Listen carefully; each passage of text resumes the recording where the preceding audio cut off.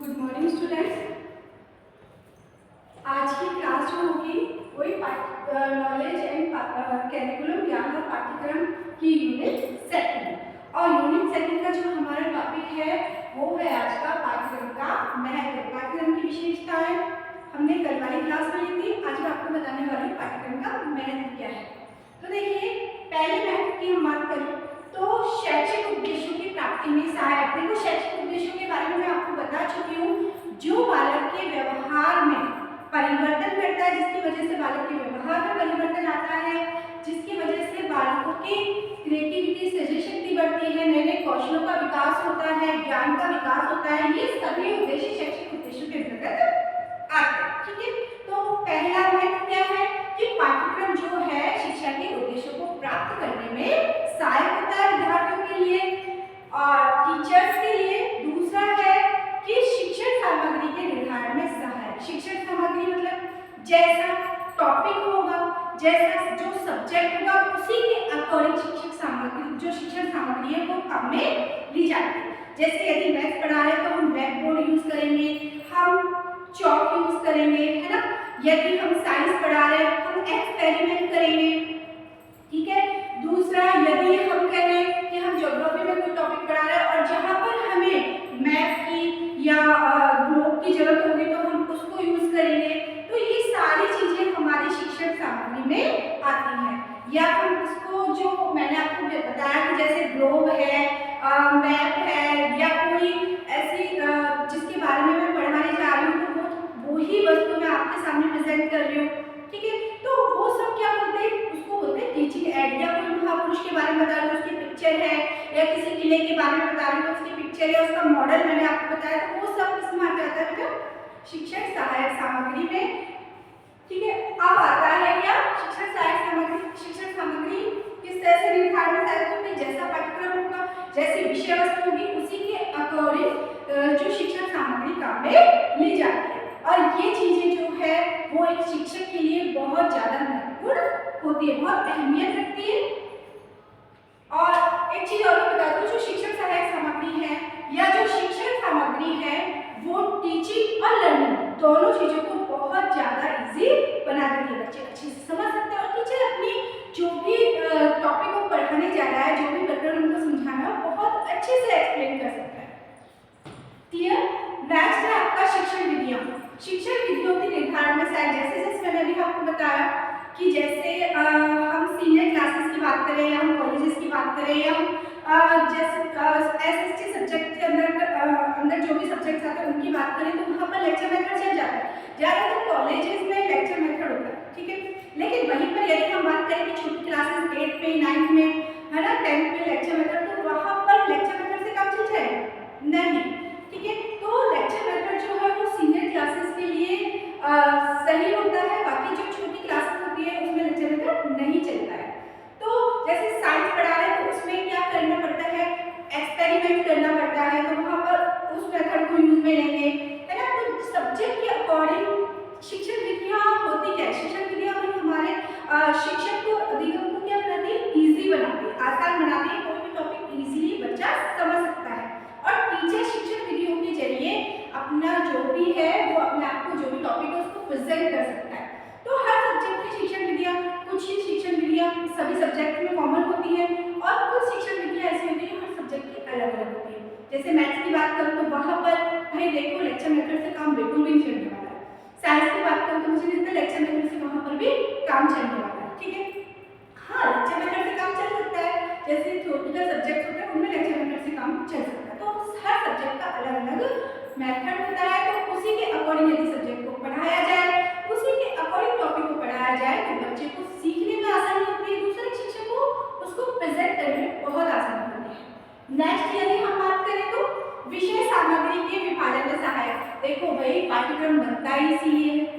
अगर पाठ्यक्रम के अंतर्गत अगर विषय सामग्री का विभाजन नहीं किया जाए तो ना टीचर अच्छे से समझा सकता है, ना बच्चे अच्छे से सीख सकते हैं। इससे होता क्या है कि क्रमबद्ध तरीके से, जैसे किसी चीज का अर्थ बोला, फिर परिभाषाएं आपको समझाई, परिभाषाओं के बाद में उसके प्रकार बताए, लेकिन अगर अर्थ ना बताए डायरेक्ट उसके प्रकार बता दें तो आपको समझ में नहीं आएगा कि ये चीज क्या है। ठीक है, तो पाठ्यक्रम क्या होता है, क्रमबद्ध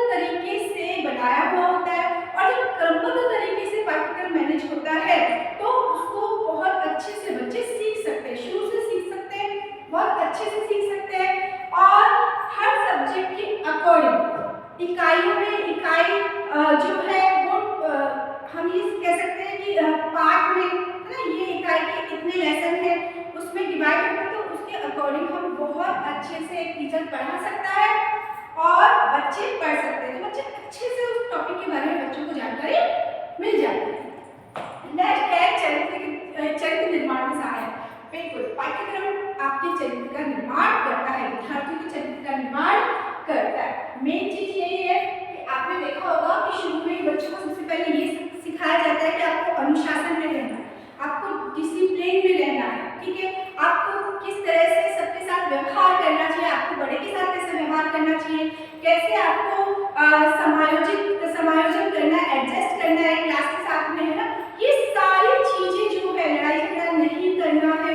और आपने देखा होगा कि स्कूलों में नैतिक शिक्षा जो है वो कंपलसरी है, तो बच्चों को इससे क्या होता है कि जब वो शिक्षा दी जाती है, जब पाठ्यक्रम में नैतिक शिक्षा को शामिल किया गया है, तो उसका रीजन यही है कि बच्चे के चरित्र का निर्माण हो सके।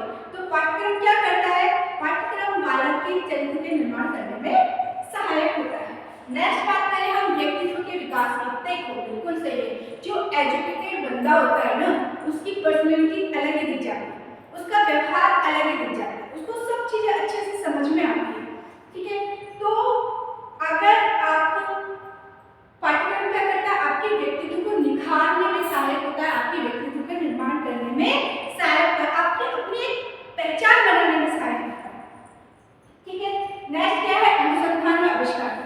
देखो जैसे हम जानते हैं कि जैसे जैसे समय बदलता जाता है, पाठ्यक्रम का स्वरूप भी चेंज होता जाता है, उसमें कुछ नई चीजें ऐड कर दी जाती हैं और कुछ चीजें उसमें से हटा दी जाती हैं। पाठ्यक्रम कैसा होता है, लचीला होता है ना, और ये क्यों होता है, जब कोई भी चीज पर रिसर्च होता है तो नई चीजें सामने आती है, ठीक है, जब नई चीजें सामने आती है तो उसको रिसर्च होने के बाद में उसको जो है वो पाठ्यक्रम में जोड़ दिया जाता है, क्यों प्रमाणित हो जाता है, और इससे नई नई जानकारियां बच्चों तक, विद्यार्थियों तक पहुंचती है, नई नई चीजों को बच्चे जानने में जो है बच्चों को हेल्प करती है।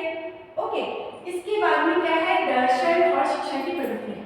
भाई दर्शन क्या है, शिक्षा की शुरुआत ही दर्शन से हुई है। भाई हम तो इतना जानते हैं कि या आज भी कहीं ना कहीं हर जगह, मतलब कि आप कहीं भी देख लो, पाठ्यक्रम जो है दर्शन से भिन्न नहीं है। दर्शन मतलब प्रत्यक्ष, प्रत्यक्ष मतलब प्रमाणित, जो सत्य है वही पाठ्यक्रम में जो है वो होता है, बाकी नहीं होता है। शिक्षा की प्रवृत्तियां, शिक्षा की क्या उद्देश्य है, शिक्षा की क्या विशेषताएं हैं, शिक्षा कैसे होनी चाहिए, है ना, वो सारी चीजें इसके अंदर जो भी कमियां हैं उनको कैसे दूर किया जा सकता है, शिक्षा के लिए कौन कौन सी नई शैक्षिक तकनीकी जो है उनका प्रयोग किया जा सकता है, तो ये सारी चीजें यानी कि दर्शन और शिक्षा को समझने में पाठ्यक्रम बहुत ज्यादा हेल्पफुल होता है। नेक्स्ट बताए तत्कालीन घटनाओं का ज्ञान। देखो जो नई नई घटनाएं होती हैं उनके बारे में जो है वो हम कहाँ पढ़ने को मिलता है, हमें किताबों में पढ़ने को मिलता है, क्योंकि नई घटनाएं होती हैं उनको पाठ्यक्रम में जोड़ दिया जाता है।